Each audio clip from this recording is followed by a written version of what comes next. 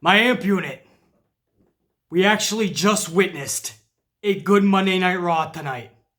I can't believe it. It's out of character for that company. It's out of the norm, but we just witnessed a good Monday Night Raw. I'm not saying it was the most epic shit imaginable. I'm not saying there wasn't a dozen plus things I would have put more thought into and even changed entirely, but when it was all said and done, they actually put on a good show. You had solid wrestling matches, you had titles changing, you had epic shit happening, epic beatings.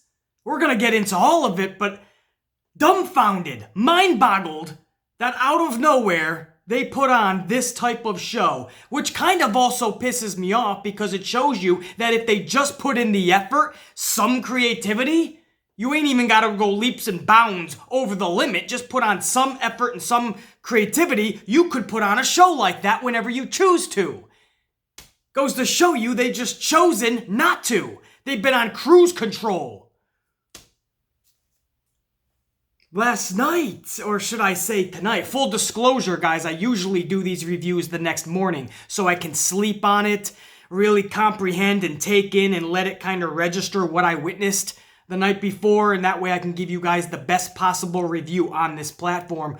But again, full disclosure, I have a lot to do tomorrow, starting very early, so I have to do this review immediately after Raw went off the air, and Raw just went off the air 10 minutes ago. So, first and foremost, I do have a lot to do tomorrow, starting early, so that's why we're doing this review right after Raw goes off the air. And two, again, they actually put on a good show. So I'm kind of excited to get to this right now. So I'm glad I'm doing this immediately after Raw, which again, I don't usually do. But I want to see segment for segment and talk this over with you guys and make sure that what I just witnessed is actually what I comprehended the first time.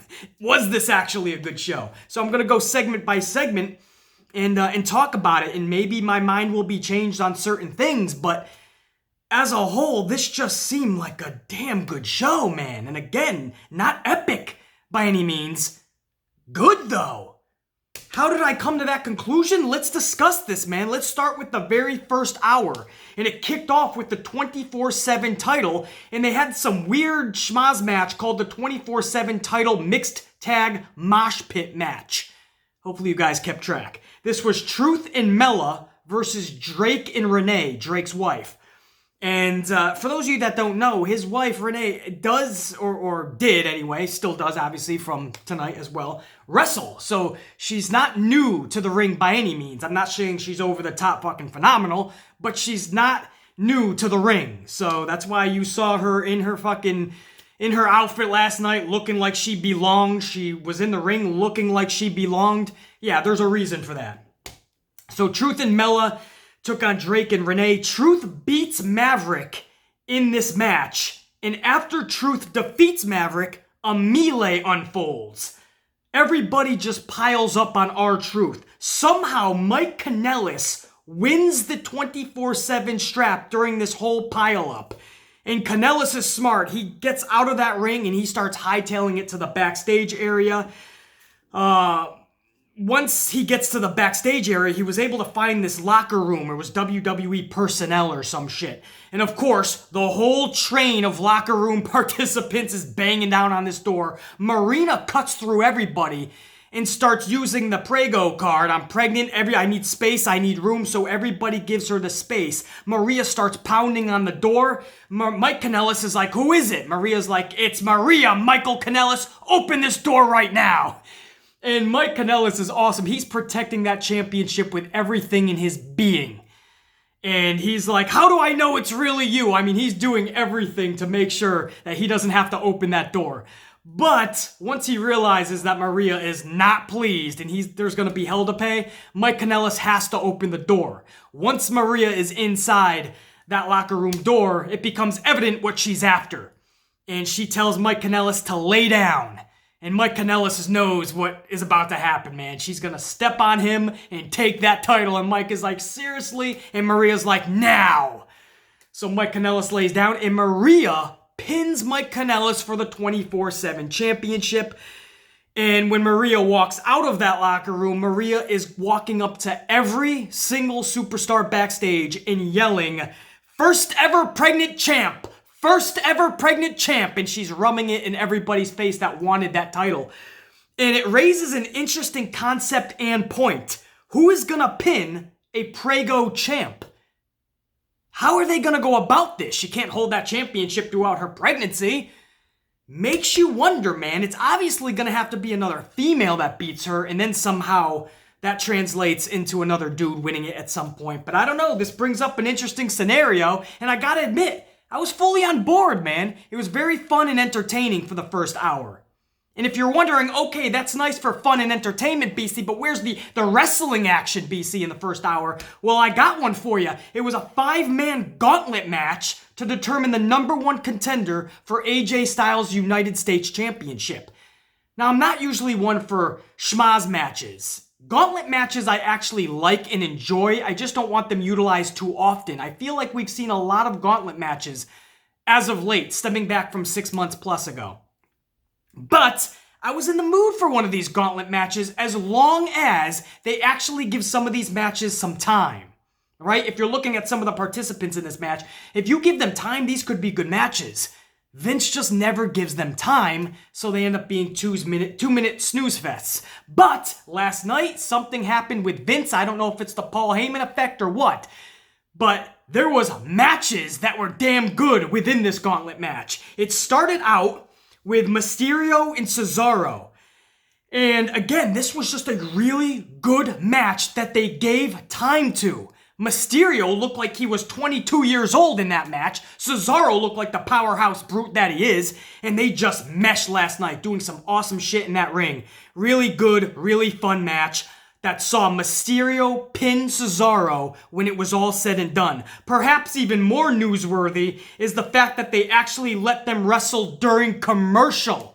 That's right, that's something we haven't seen in recent weeks. Over a month now, Vince has a new rule. No wrestling during commercial. So we get these weird schmaz matches and weird resets. Last night, they just said, you know what? They're putting on a damn good match, Cesaro and Mysterio. Let's keep it rolling.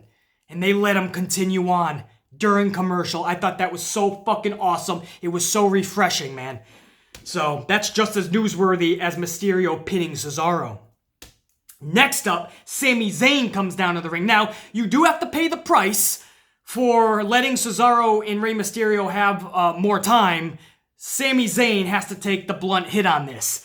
So, Sami Zayn was pinned in about 30 seconds by Rey Mysterio. Yes, that sucks. Yes, I would like to see Sami Zayn used much more better, but you know what? At this point, you look at the way that has he even won a singles match since he's returned? I don't know. Questionable. So we're not going to die on that hill last night. We were getting a damn good gauntlet match. I'm not going to let that ruin the feel of it. Sorry, Sami Zayn, you gots to go at that point. Next up was Andrade. Now, if Andrade loses in 30 seconds or even 2 minutes, now we have an issue because now it's Zayn and Andrade. But that's not what happened. Andrade and Rey Mysterio got some time, just like Rey Mysterio and Cesaro. So they got a little bit of time, and when this was all said and done, I feel like the right decision was made. Andrade defeated Rey Mysterio. Big victory for Andrade, even though it was a gauntlet match.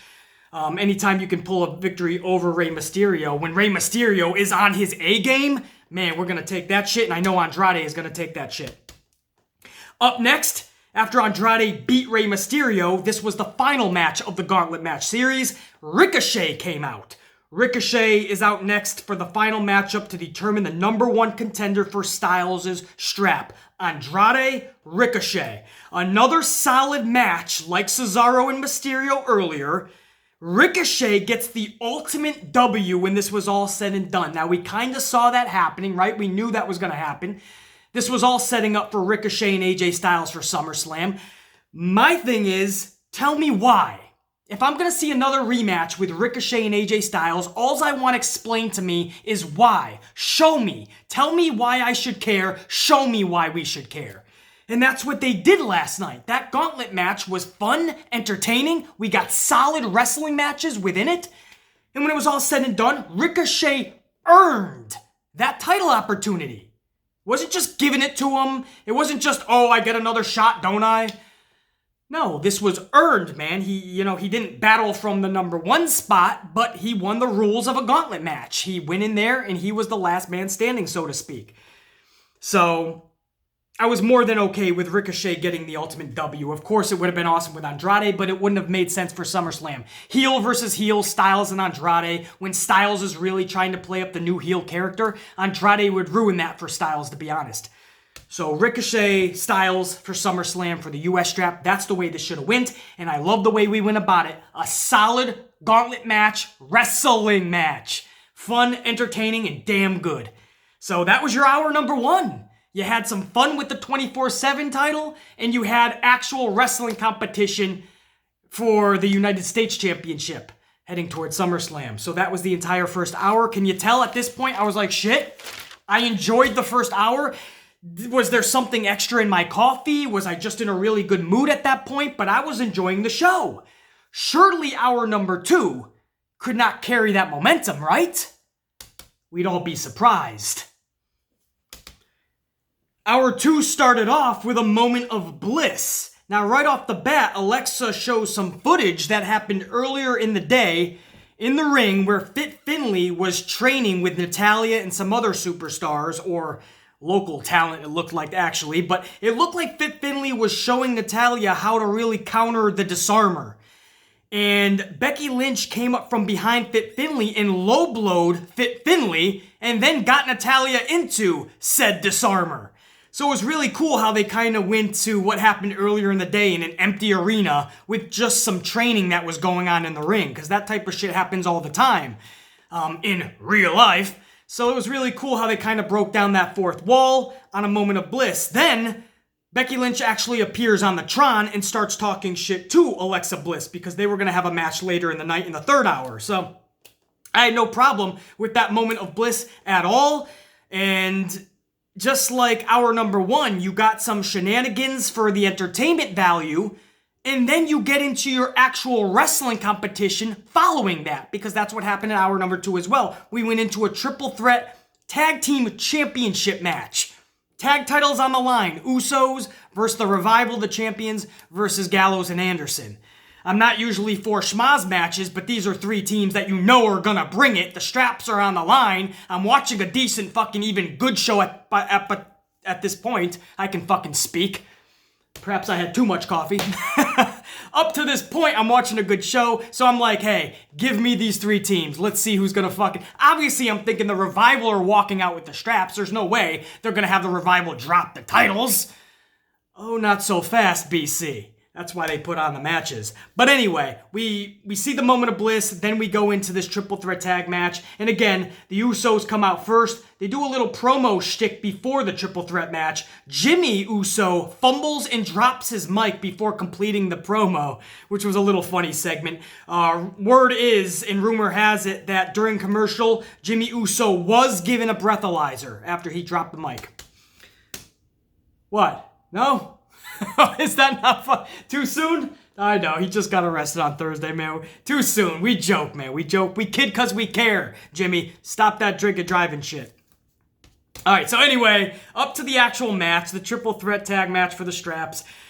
This was just a really good match, and a bit of a shocker at the end when the OC, Gallows and Anderson, became a new Raw tag strap holders.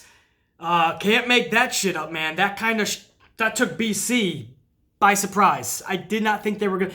Obviously, we all want to see titles like that dropped and changed hands at big pay-per-views. Like, oh, I don't know, what's one coming up? Maybe SummerSlam? That would be a better place to change the titles over. So I think we all agree on that. But it's clear that the powers that be in that company wanted all of the OC members to have titles going into SummerSlam, going into Canada. So if that's really what they're dead set on, I'm cool with that being the way to do such. So that's why I'm not too harsh on it. If it was any other scenario, I'd be a lot more critical and harsher on it. But I mean, the match was solid as fuck. And then on top of that, Gallows and Anderson, 2 people that we have been saying, a team that we have been saying for the longest time, deserve a chance, because they're good together, a dominant tag team. This is long overdue. Now, yes, we could all say this was years too late and they should have had him here and there. Yeah, there's a lot of should-haves in life. They got him now. We could easily say the Usos deserve those titles forever. We could easily say the Revival deserve those titles for years. We could easily say Gallows and Anderson should have had those titles for a while now. The point is, all three of those teams were much deserving. Gallows and Anderson walked out of it when it was all said and done with the straps. How can anybody not like that decision? Is beyond me, bro. Of course, SummerSlam would have been the ideal place. Vince and company wants them going into SummerSlam. The whole club as champions. He wants to really make them look dominant. I'm okay with that shit. And again, it's Gallows and Anderson finally with straps. Can you tell I've been waiting for that? So, man, that was just, that was really cool. It was just one of those things where it took me back. I did not expect a changing of the titles at that moment. So, that was really cool, man. And again, that was the second solid wrestling match in just the first couple hours. The gauntlet match took us by storm. This triple threat tag match superseded any expectation we had. So it was pretty good. And then we ended hour number 2 with a little squash match, which you guys know I love squash matches because it helps really make superstars. It makes wrestlers, I should say, superstars. It builds momentum for said superstars.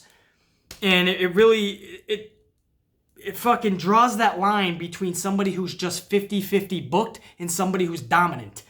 Last night, it was once again the Viking Raiders, which were the recipients of a good old-fashioned jobber ass whooping. And they took on Dipshit 1 and Dipshit 2, some local talent from Arkansas. Yeah, I don't have to say anymore. I love squash matches. And again, I'll take that over 50-50 booking any day. And then when you get to the pay-per-view, the Viking Raiders are in there with another dominant. See, if they do this correctly and they had another dominant tag team beating the shit out of nobodies, like Authors of Pain just beating the shit out of people. And then at a pay-per-view, you have Viking Raiders versus Authors of Pain. And all the fans know, especially the casual fans, all they remember is both teams were beating the shit out of human beings for a couple of months. Now this is going to be a fucking war. See what I mean? That's what we used to see back in the 80s and into the 90s. Jobber matches were awesome because they made superstars. And it only took a couple minutes. You let the superstars perform all their badass moves and look dominant. Instead, 50-50 booking is how Vince went about it for years. Viking Raiders would go out there, will win a match, then they lose 2 weeks in a row. Then they win 2 weeks in a row, then they lose 3 weeks in a row. That's what we see with everybody. Drew McIntyre, Samoa Joe, Finn Balor, we saw it with Bray Wyatt. I can go on and on. The whole entire company is 50-50 booked. You can't create superstars that way.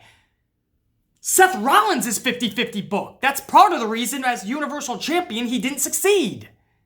A lot of it was through no fault of his own. I'm not saying all of it, but a lot of it was Vince McMahon in the way he books. Jobber matches are needed. We need more of them. It doesn't take a lot of time. I see some people on social media that have no concept of how to build a superstar or how wrestling used to be and how it still can thrive today with little things like 2-minute jobber matches. If you're gonna give superstars 2 minutes, it should be the jobber matches. Not superstar versus superstar. Those should be 10 minutes plus on TV. But I see some people online that don't get the concept of how to build a star. They're like, these jobber matches, man, pathetic. I'm gonna change the channel. Oh, wow, you're badass, man. You really know what to look for in your review. Or, Lord, hopefully you're not reviewing. Hopefully you're not anywhere near a blog, a vlog, a review, anything. Hopefully you're just watching it and keeping your shit to your dome piece. Because we need to start building superstars. And people that don't know how to do such should not be voicing any fucking opinions. That was hour number 2. Again, I liked it. I didn't mind Moment of Bliss at all. It was cool to see that Becky Lynch and Natalya segment from earlier in the day. And then we went into another solid wrestling match. New champions were crowned. I got to see the Viking Raiders look even more dominant. Could we possibly carry this into hour number 3? There's no way, right? I was about to be shocked. Hour number 3 went above and beyond any of my wildest expectations. This was probably the best hour of Raw I have seen in a long, long time, meaning years. Hour 3 started with Becky Lynch versus Alexa Bliss.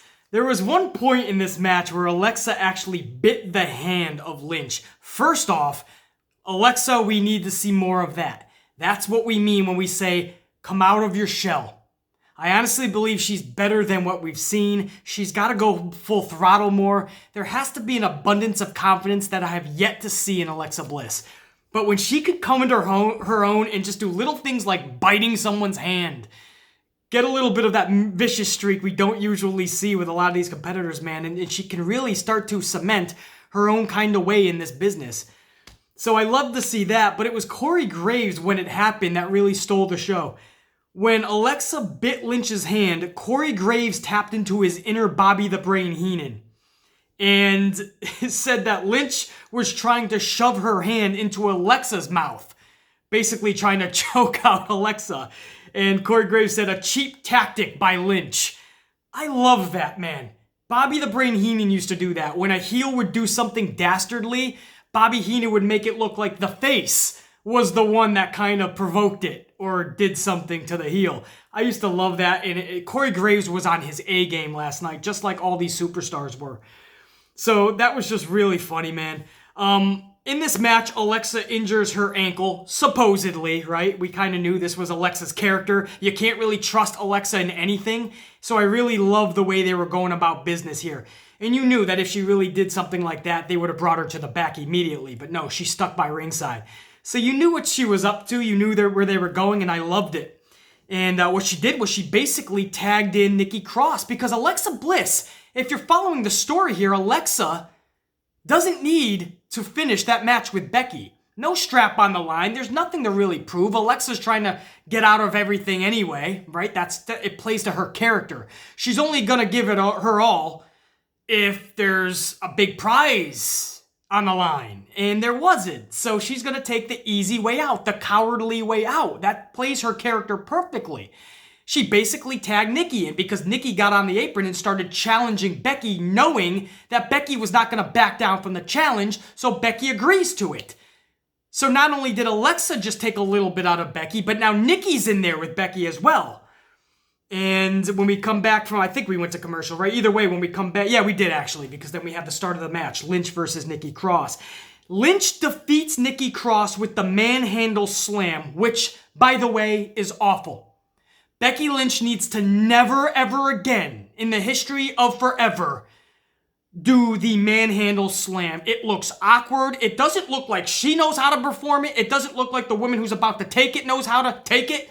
It just looks bad. No more manhandle slams. It looks like just a cringe-worthy rock bottom. I can't believe I'm even putting it in the category of a rock bottom. Anyway, I had to put that as a side note. That's a horrible way to win a match. It just looks god-awful. But Lynch does defeat Nikki Cross. Now immediately, Alexa Bliss is in the ring and attacks Lynch from behind. Corey Graves is on his A game again. What? It's a miracle! She's better! And Alexa is absolutely A-okay. They start taking out Lynch. And there's Natalya in the ring. The story was beautiful here, man. Alexa Bliss played Becky Lynch perfectly. There was nothing on the line for Alexa, so Alexa's like, why don't we both just take a piece out of Becky? And we know that will soften her up because we know Natalya will want revenge for what happened earlier in the night. That's the whole reason Alexa Bliss showed the footage of what happened earlier in the day when Fit Finlay was trying to train Natalya how to get out of the disarmor. Alexa Bliss was kind of irking on the tension between Natalya and Becky. So when it was all said and done, they softened up Becky. There was Natalya to pick up the pieces. You see what I'm saying? This was beautifully put together. I don't even know if WWE meant to put it together this beautifully, but it happened. The Amplified man saw all the pieces of the puzzle coming together right from the beginning.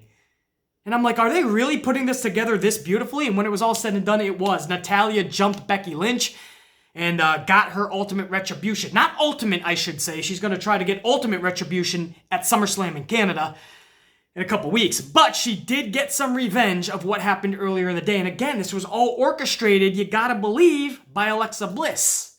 Or at least storyline-wise. So I loved the entire beginning of Hour 3 and what they did with the women. They gave them time, they let shit breathe, they told a story, they let the characters be their characters. Fuck, man. I love when things come together beautifully. It doesn't always happen with this fucking company, but I love when it does. Next up, we had Rollins and Ziggler. If you guys caught my last video, you guys know I'm not too fond of this, and I gave statistics as to why I wasn't fond of seeing another Rollins and Ziggler match. And that's because this was the 16th time they've met each other, either in a handicap match, tag team match, six-man tag match, or just one-on-one. 16th time. 11th time on Raw, and they faced each other 5 times in pay-per-views, all within the last year.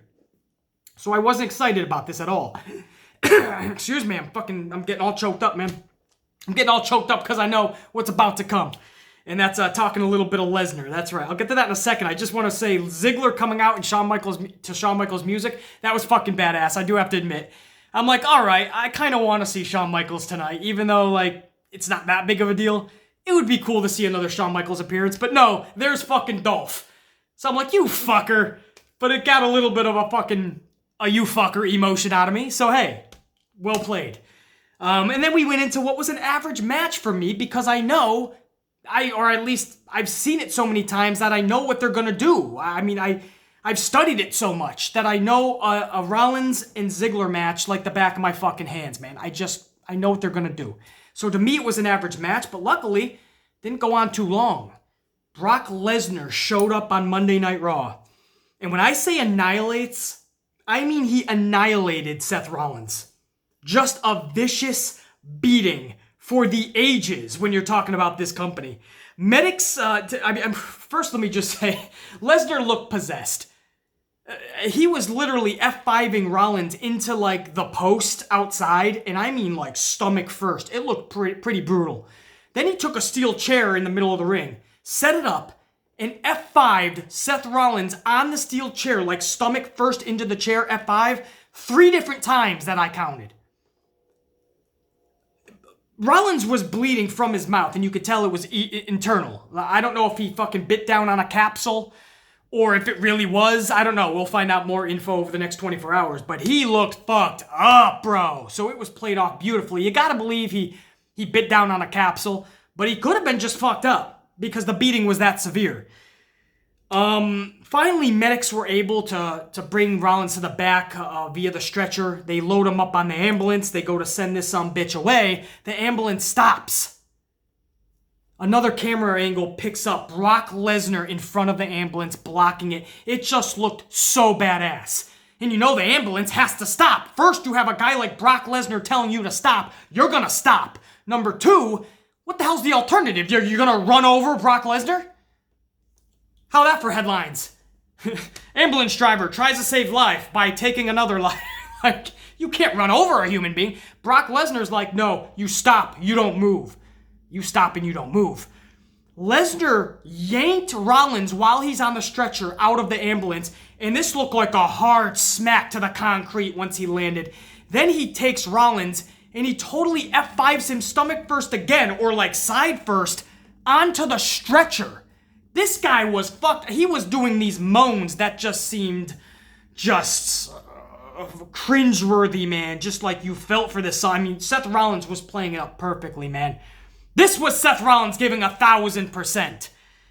Because he was giving off moans and just agony that I've never even heard a human being fucking do before. So it was just played off. I mean, Lesnar, again, just looked possessed. He put on a beat. This was the most intense amplified segment that I have seen in years with this company. I can honestly say that. That was probably the coolest beating I've seen in years from this company. That was old school Lesnar. He looked possessed. Rollins was screaming and moaning in agony, bleeding. I mean, you know, you always crave for Attitude Era. Well, this was Attitude Era-esque. He said that they were going to try to get more edgy in that 3rd hour, and that's what they saved it for. I would have ended the show with it. That was the way to end the show.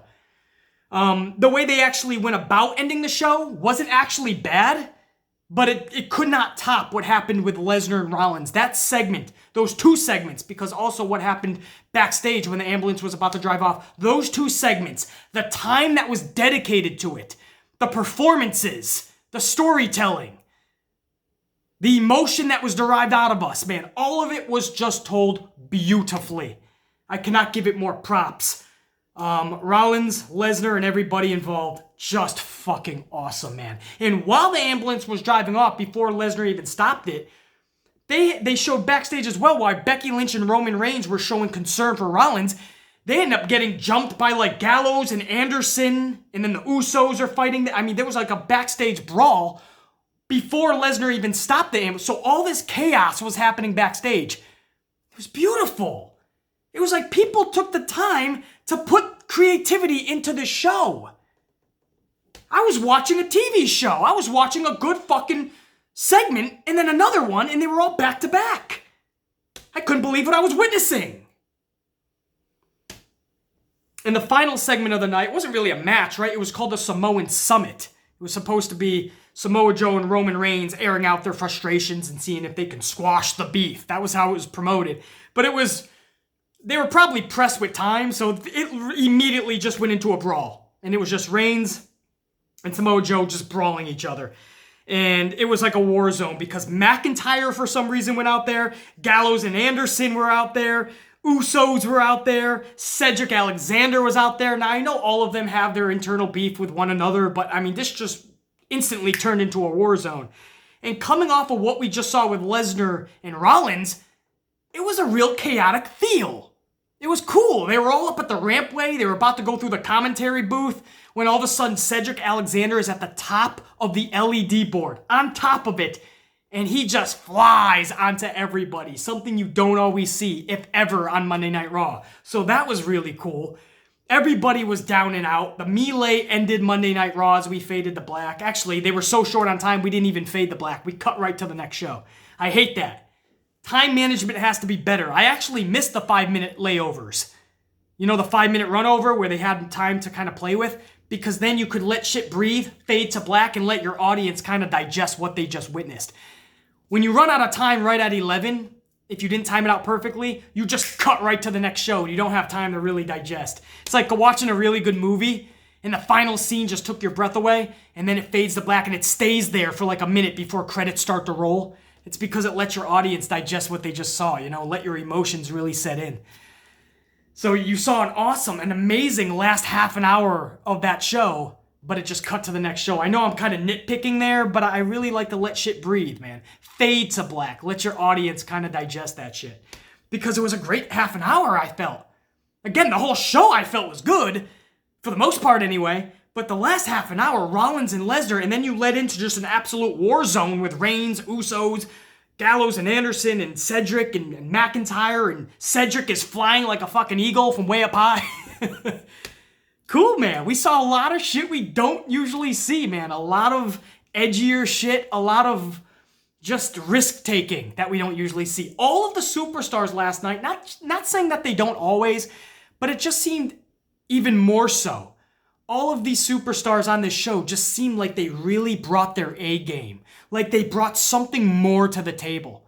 And maybe that's just because everything else was falling into place. The writing of the entire story just flowed beautifully. Creativity was put into it. Time was given to it. And when everything goes right, everything literally will go right. It's a trickle-down effect. When some things up at the top are going right, that trickles down. When shit at the top is not going right, that shit trickles down.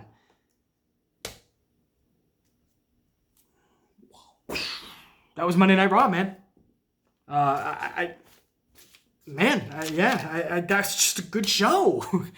You know what I mean? I can't pick out a segment that was just bad. Of course, some of these segments I could absolutely make better with more time and a little bit more creativity, but when you look at where we've been for years with this company, and Paul Heyman is just now trying to take the reins, and it's going to take a while. Rome wasn't built in a day, so it's going to take a while. So to see this much improvement, fuck, dude.